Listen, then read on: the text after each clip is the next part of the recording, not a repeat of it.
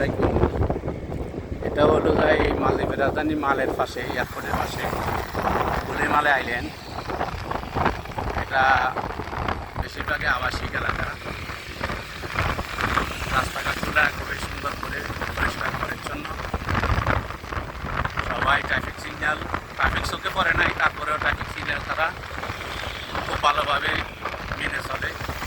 এখানে motor cycle বেশি,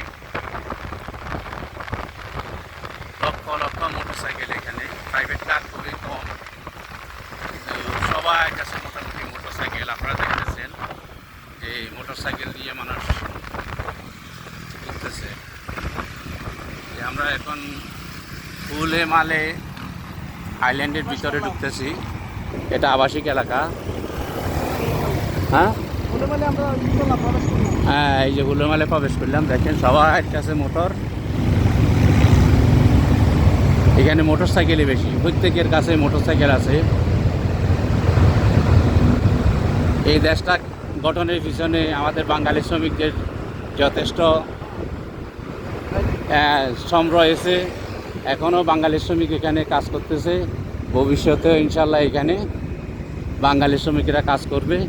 প্রত্যেকটা দেশ গঠনের পিছনে আমাদের বাঙালিদের কোনো না কোনোভাবে ইনভলভ রয়েছে। এই যে এটা হলো কবরস্থান। মালদ্বীপের মোট জনসংখ্যা 5 লাখ।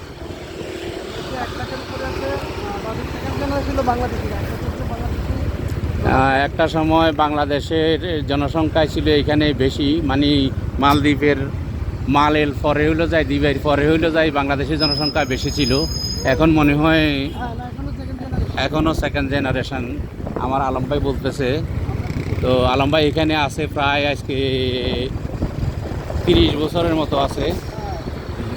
30 বছর। উনি হইলো যে এখানকার সিনিয়র সিটিজেন, বাংলাদেশের সিনিয়র সিটিজেন আছে। উনিও ভালো আছে। এই যে দেখেন কত সুন্দর সুন্দর বিল্ডিং উঠতেছে। অনেকে মনে করে যে মালদ্বীপে কিছু নাই। এই যে দেখেন কি সুন্দর সুন্দর বিল্ডিং উঠতেছে এখানে। এক একটা বিল্ডিং 20 তলা 25 তলা করে করে উঠতেছে, খুবই সুন্দর করে। এখানে আমাদের দেশের এই বসুন্ধরা সিটির মতো সুন্দর করে পরিপাটি করে এই ফুলে মালাটা ওরা রেডি করতেছে।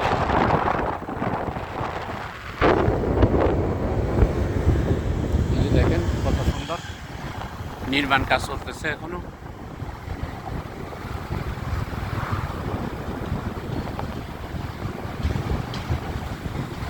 মাশাআল্লাহ, অনেক সুন্দর লাগতেছে।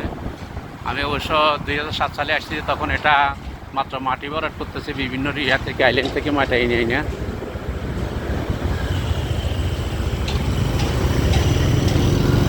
আর এখন দেখেন